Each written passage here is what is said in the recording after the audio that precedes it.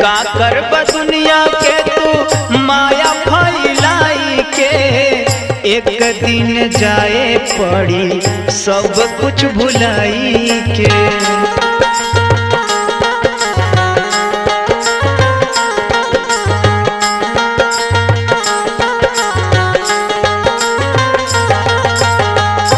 का करब दुनिया के तू माया फैलाई के, एक दिन जाए पड़ी सब कुछ भुलाई के।